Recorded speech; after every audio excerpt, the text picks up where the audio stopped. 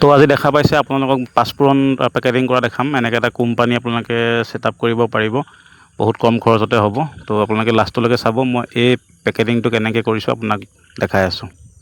তো প্ৰথমতে আপোনালোকক লাগিব পাঁচফোৰণ। তো পাঁচফোৰণটো আপোনালোকে 1 কিলো পেকেটো পায়, নহ'লে লুজ পেকেটো পায়। তো সেইমতে আপোনালোকে আনি ল'ব। এখন সৰু পালা লাগিব আৰু এই কেৰি বেগ দেখা পাইছে, এইখিনি আপোনাৰ মোৰ তাতে পোৱা যাব, যদি কাৰোবাক লাগে যোগাযোগ কৰিব পাৰিব। আৰু এখন পালা লাগিল, কেৰি বেগটো লাগিল আৰু এটা চিলিং মেচিনটো লাগিব। তো গোটেইখিনি দি পেলাই আপোনালোকক মই পেকেটিং কৰি মই দেখাই আছোঁ। আপোনালোকে ভিডিঅ'টো ভাল লাগিলে চেনেলটো ছাবস্ক্ৰাইব কৰি ৰাখিব।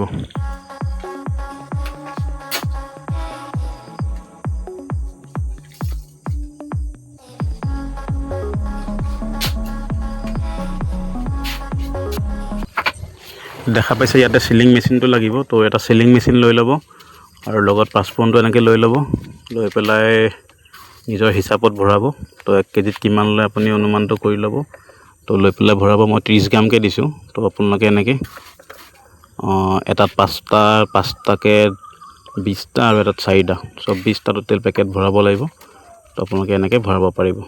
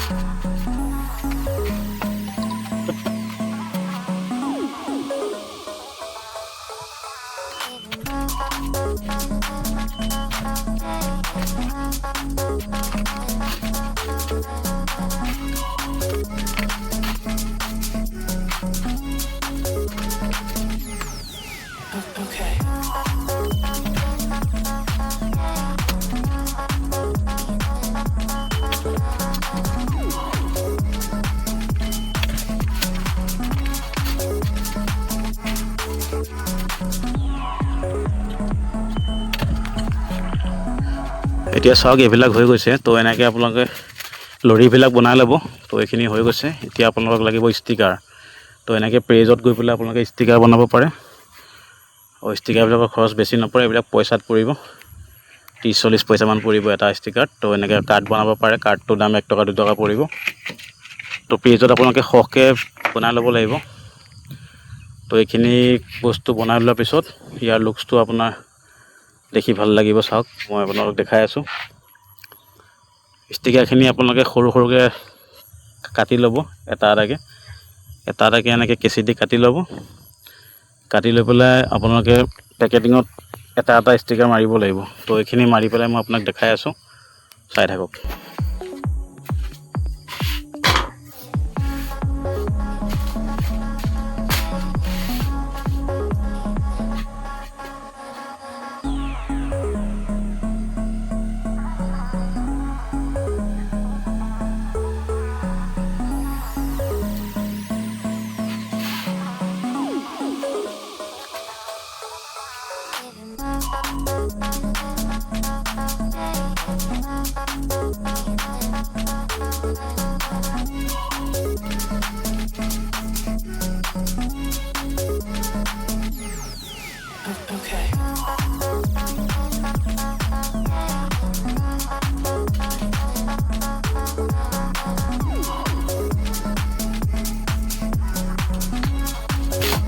দেখা পাইছে এতিয়া এইখিনি হৈ গৈছে মাৰি, মই আপোনালোকক দেখাই দিছোঁ। এইখিনি চাওক কিমান সুন্দৰ লাগিছে দেখি।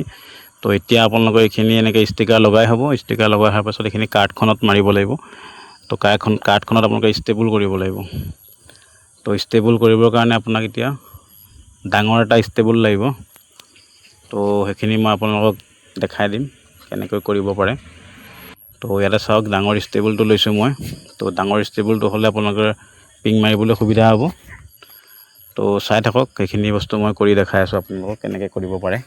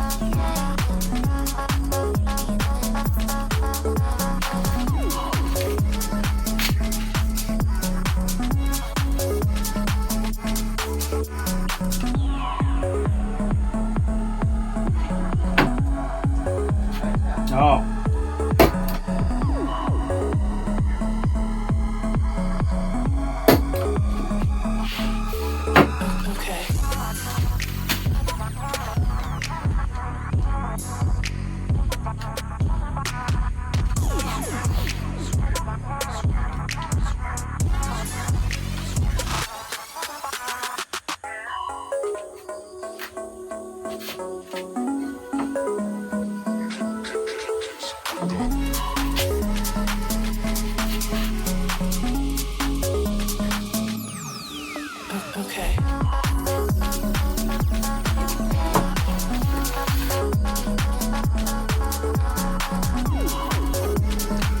তো হৈ গৈছে প্ৰায়। তো দেখা পাইছে এনেকৈ এটা আপোনালোকে সৰু কোম্পানী ঘৰতে ছেটআপ কৰিব পাৰিব।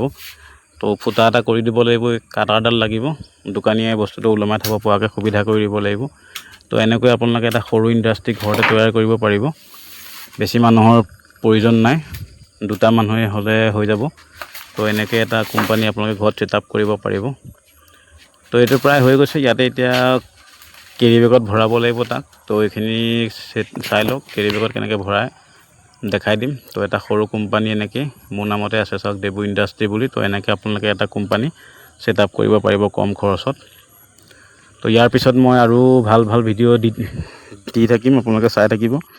আৰু বিশেষ জানিবলগীয়া থাকিলে মোক কমেণ্ট কৰিব।